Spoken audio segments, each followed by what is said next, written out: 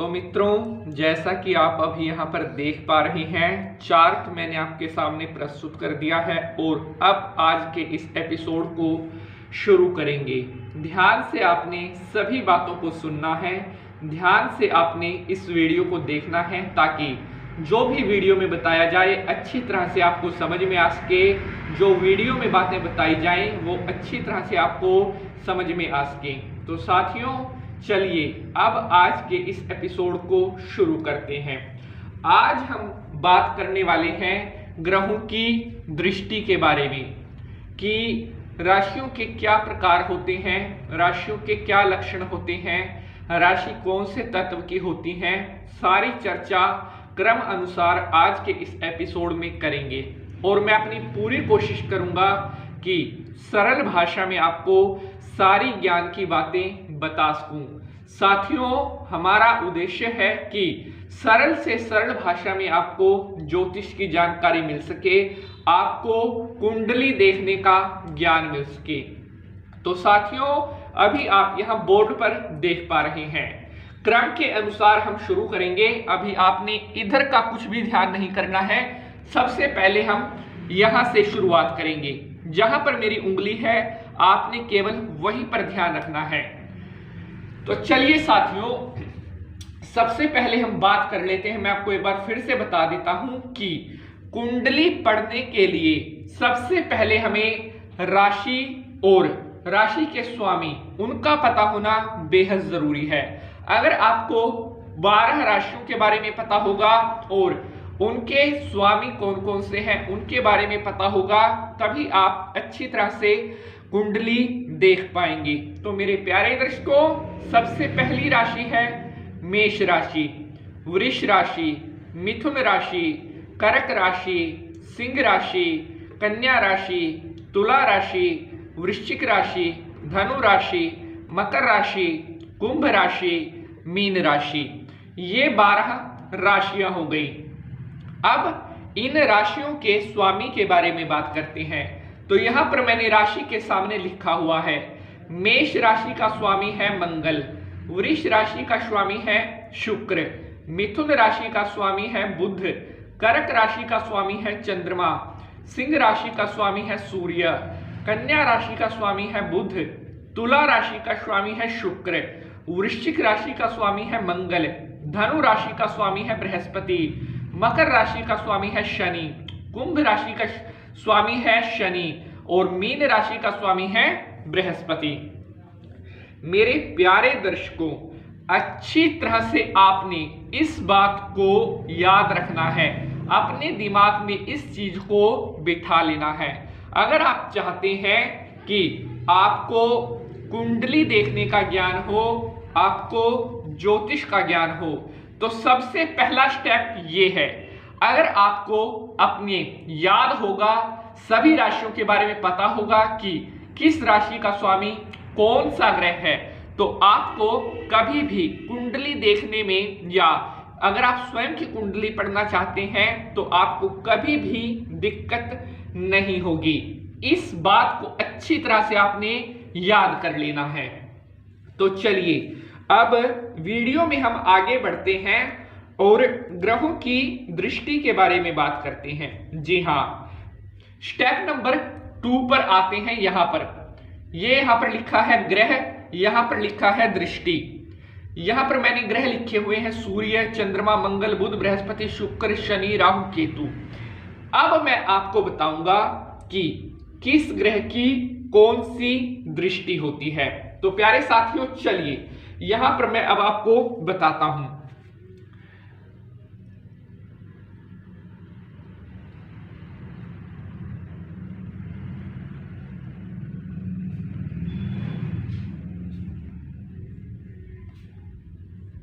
साथियों, यहां पर मैं आपको दिखा रहा हूं दृष्टि, किस ग्रह की क्या दृष्टि है। अब आप देख रहे होंगे कि मैंने प्रत्येक ग्रह के आगे 7-7 लिख दिया है। प्रत्येक ग्रह के आगे मैंने 7-7 लिख दिया है, अर्थात हर ग्रह को 7वीं दृष्टि प्राप्त है। जी हां, हर ग्रह अपने से 7वीं दृष्टि रखता है, लेकिन इनमें भी कुछ ग्रह ऐसे हैं जिनको एक से अधिक दृष्टि प्राप्त है। वो कौन कौन से ग्रह हैं, चलिए अब देखते हैं। बात करते हैं मंगल की। तो मंगल को यहां पर 7वीं के साथ चौथी और 8वीं दृष्टि भी प्राप्त है। 7वीं, चौथी, 8वीं ये मंगल को दृष्टियां प्राप्त है। अब अगले ग्रह के बारे में बात करते हैं जिसको एक से अधिक दृष्टि प्राप्त है। तो उस ग्रह का नाम है बृहस्पति ग्रह। और बृहस्पति को 7वीं के अलावा 5वीं और 9वीं दृष्टि प्राप्त है। ये बृहस्पति की दृष्टियां हैं। 7वीं, 5वीं और 9वीं दृष्टियां प्राप्त हैं। अब एक ग्रह और है जिसको एक से अधिक दृष्टि प्राप्त है। वो ग्रह है शनि ग्रह। शनि ग्रह को 7वीं के अलावा 3री और 10वीं दृष्टि प्राप्त है। ये देखिए 7वीं, 3री और 10वीं शनिदेव को दृष्टियां प्राप्त हैं। सभी ग्रह को 7वीं दृष्टि तो प्राप्त है ही है, लेकिन मंगल को 7वीं, चौथी, 8वीं, बृहस्पति को 7वीं, 5वीं, 9वीं, शनि को 7वीं, 3री और 10वीं दृष्टि प्राप्त है। साथियों, बहुत ही ध्यान से आप इन बातों को सुनना, क्योंकि सरल भाषा में मैं आपको बता रहा हूं। कोई आपको इतनी सरल तरीके से शायद नहीं बताए जितना मैं आपको बता रहा हूं। मेरी कोशिश है कि आपको ग्रहों का ज्ञान हो, कुंडली देखने का ज्ञान हो, जिससे स्वयं भी आप अपनी कुंडली का अध्ययन कर सकें। हर एक पॉइंट बेहद कीमती है, बेहद इंपॉर्टेंट है अगर आप कुंडली विश्लेषण करना चाहते हैं। तो ये स्टेप 2 था ग्रहों की दृष्टि के बारे में। ये आपको मैंने अच्छी तरह से बताया। मेरे प्यारे साथियों, अब बढ़ते हैं अगले स्टेप की तरफ। तो अगला स्टेप है पुरुष राशि और स्त्री राशि। ये जो राशियां हैं इनमें से कुछ राशियां पुरुष राशियां हैं, कुछ राशियां स्त्री राशियां हैं। ये यूज कहां होंगी आगे ये भी मैं आपको बताऊंगा। पहले हम बात कर लेते हैं पुरुष राशि के बारे में। तो पुरुष राशि में आएगी मेष राशि, मिथुन राशि, मिथुन राशि के बाद आएगी सिंह राशि, सिंह के बाद आएगी तुला राशि, तुला के बाद आएगी धनु, धनु के बाद आएगी कुंभ राशि। ये राशियां हो गई पुरुष राशि। अच्छी तरह से आप देख लेंगे, मेष, मिथुन, सिंह, तुला, धनु, कुंभ, ये आ गई पुरुष राशियों में। अब अगर हम बात करते हैं स्त्री और स्त्री राशि की, तो स्त्री राशि में आएंगी वृष राशि, कर्क राशि। अगली राशि के बारे में बात करते हैं कन्या राशि,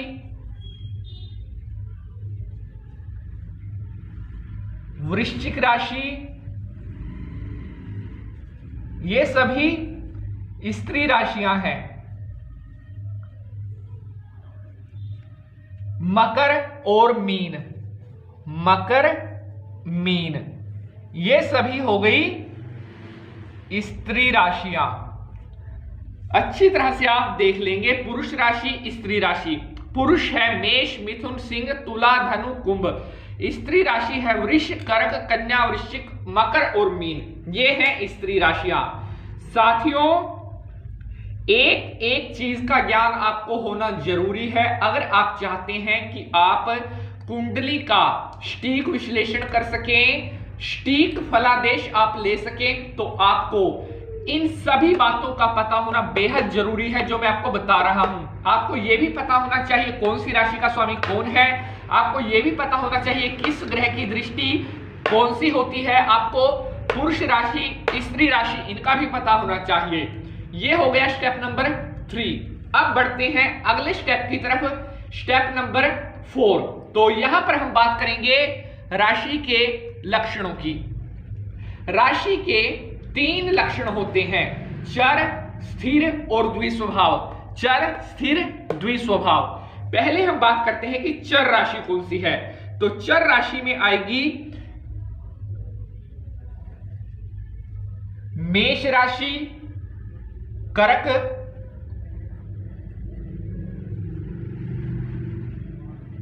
तुला, ये सभी जो है चर राशि है, और मकर, ये चर राशियां हैं। अगर हम आगे स्थिर राशि की बात करते हैं, स्थिर राशि में आएगी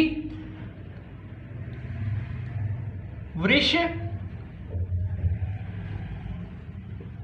सिंह, वृश्चिक और कुंभ। ये हो गई स्थिर राशियां। अगली है द्विस्वभाव। तो द्विस्वभाव में आएगी मिथुन, कन्या, ये द्विस्वभाव की राशियां हैं। मिथुन, कन्या, धनु और मीन। धनु और मीन, ये हो गई द्विस्वभाव की राशियां। अच्छी तरह से आप देख सकते हैं चर, स्थिर, द्विस्वभाव। चर में है मेष, कर्क, तुला। स्थिर में है वृष, सिंह, वृश्चिक, कुंभ। द्विस्वभाव में है मिथुन, कन्या, धनु और मीन। ये है द्विस्वभाव राशियां। अब बढ़ते हैं अगले स्टेप की तरफ। तो अगला स्टेप होगा तत्व। कौन सी राशि किस तत्व की है, यह भी बेहद इंपॉर्टेंट है। 4 तत्व होते हैं, अग्नि तत्व, पृथ्वी तत्व, वायु तत्व, जल तत्व। और बात करते हैं अगर हम अग्नि तत्व की, कि अग्नि तत्व में कौन कौन सी राशियां आएंगी। तो अग्नि तत्व में आएगी मेष, सिंह और धनु। ये हो गई अग्नि तत्व की राशियां। पृथ्वी तत्व की बात करें तो वृष, कन्या और मकर, ये पृथ्वी तत्व की राशियां हैं। अगर हम वायु तत्व की बात करें तो मिथुन, तुला, ये वायु तत्व की है, और कुंभ, ये सभी वायु तत्व की हैं। लास्ट हम बात करते हैं जल तत्व की। तो जल तत्व में आएंगी कर्क, वृश्चिक,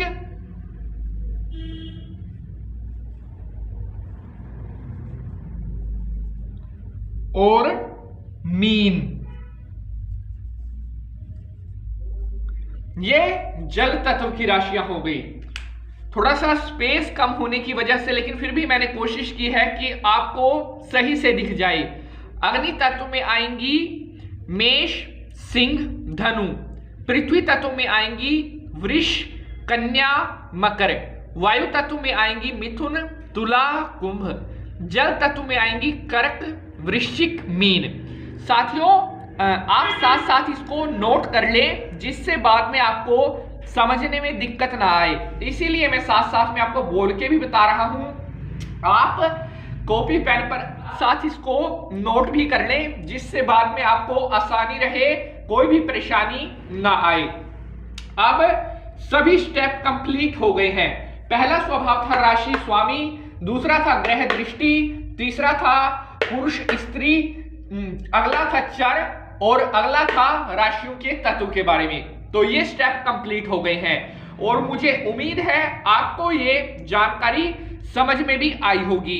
अगर हम अब वीडियो में आगे बढ़ते हैं, अब मैं आपको समझाता हूं कि इनका दृष्टियों का किस तरह से कुंडली में हम देखते हैं। मान लीजिए हम यहां पर बात कर रहे हैं बुध ग्रह की, जैसा कि यहां पर कुंडली में लिखा है यहां पर बुध। अब ये बुध जो है 10वें भाव में बैठा है, यानी कि कर्म भाव में बैठा है। इस भाव से रोजगार को भी देखते हैं, 10वें भाव में बुध बैठा है। अब बुध की यहां पर हम देखेंगे कि 7वीं दृष्टि होती है, तो जिस भाव में जो ग्रह बैठा है उसी भाव से उसकी दृष्टि की गणना करते हैं। 2 3 4 5 6 7, यहां पर 7वीं दृष्टि बुध की बनती है। तो इस तरह से आपने इसकी गणना करनी है। और यहां पर मान लीजिए है मंगल ग्रह, यहां से अगर हम बुध की जो है दृष्टि की गणना करते हैं 1 2 3 4 5 6 7, तो बुध की पूर्ण दृष्टि मंगल पर है। साथियों, यह भाव जो है रोजगार को दर्शाता है। अगर हमने देखना है कि जातक का रोजगार कैसा होगा, देखिए अब मैं इजी वे में आपको समझाता हूं। ये तो मैंने आपको दृष्टि बता दिया कि बुध की दृष्टि कहां पर है, बुध की दृष्टि यहां मंगल पर है। अब आप देखिए कि बुध के साथ 7 नंबर लिखा है, अर्थात ये इसकी राशि है, यानी कि 7वीं राशि का बुध यहां पर बैठा है। अगर हम राशियों में 7वीं राशि देखते हैं तो 1 2 3 4 5 6 7, तुला राशि, अर्थात यहां जो बुध बैठा है ये तुला राशि का है। अगर हम तुला राशि के बारे में यहां पर बात करते हैं तो जो मैंने आपको बताया था तुला राशि के बारे में, तुला राशि किस स्वभाव की राशि है? देखिए तुला राशि जो है वायु स्वभाव की राशि है। ध्यान से देखिए, मिथुन तुला ये जो है वायु स्वभाव की राशि है जो यहां पर बुध की है। अब ये कैसा परिणाम देगी? वायु स्वभाव की जो राशि है यहां पर ये कैसा परिणाम देगी इस कुंडली में, इस चार्ट में जो मैंने लिया है? वायु स्वभाव की राशि होने के कारण ये जातक डॉक्टर, गणितज्ञ, अच्छा चिकित्सक या लोक निर्माण विभाग में होगा, या बहुत चांस है कि सरकारी नौकरी के योग भी इसके बन जाएं। लेकिन फलादेश निकालने से पहले मैं आपको एक चीज और बताना चाहता हूं। मान लीजिए आपने ये देख लिया कि यहां पर बुध है और 7वीं राशि तुला राशि का है, वायु स्वभाव वाली राशि है, कि अगर वायु स्वभाव का है तो डॉक्टर ही बनेगा, चिकित्सक ही बनेगा, ऐसा नहीं है। उसके लिए आपने देखना है बुध कितने अंश का है। जो मैंने पिछले एपिसोड में आपको बताया था कि ग्रहों की डिग्री बहुत मायने रखती है। एग्जैक्ट सटीक फलादेश अगर आपको निकालना है तो आपको उस ग्रह की डिग्री को साथ लेकर चलना पड़ेगा। अब यहां पर हम इस चार्ट की बात कर रहे हैं, तो इस चार्ट में मैंने यहां पर लिखा है बुध अंश, यानी कि बुध की डिग्री 18 डिग्री, 18 डिग्री का बुध है, ये देखिए। तो इसका मतलब है ये बुध जो है ये 100% रिजल्ट देगा, यानी कि ये जो जातक है ये अगर ये डॉक्टर बनता है तो बहुत प्रसिद्ध, बहुत विख्यात डॉक्टर बनेगा। अगर ये गणितज्ञ बनता है तो उसमें भी काफी प्रसिद्ध होगा। अर्थात बुध जो है बहुत बलवान है, जिसके कारण इसको अपनी लाइन में जातक को बहुत प्रसिद्धि प्राप्त होगी। अगर यही बुध यहां पर 18 डिग्री की जगह 11 डिग्री का होता, 10 डिग्री का होता, 9 डिग्री का होता, तो ये बुध यहां पर कमजोर हो जाता और जातक डॉक्टर तो बनता, लेकिन उसे नेम फेम इतना हासिल ना होता। अपनी लाइन में मान लीजिए गणितज्ञ बनता, लेकिन नेम फेम से दूर रहता। अब जो ये है बुध बलवान है, ये जातक को प्रसिद्धि दिलाएगा। इसलिए फलादेश को निकालने से पहले एग्जैक्ट डिग्री आपको पता होना बेहद जरूरी है कि किस ग्रह की कितनी डिग्री है। तो मेरे प्यारे बंधुजनों, इस प्रकार से यह मैंने आपको आज बताया कि किस तरह से आप आसानी से ग्रहों की दृष्टि फलादेश निकाल सकते हैं। मुझे उम्मीद है आपको आज का एपिसोड बेहद पसंद आएगा। फिर भी अगर आज के एपिसोड से जुड़ा हुआ आपका कोई प्रश्न है तो कमेंट बॉक्स के माध्यम से आप अपना प्रश्न भेज सकते हैं। आज के लिए बस इतना ही। मैं पंडित नीति शास्त्री अगले एपिसोड में आपसे मुलाकात करूंगा किसी नए विषय के साथ। तब तक के लिए जय माता की। ओम नमः शिवाय। हर हर महादेव।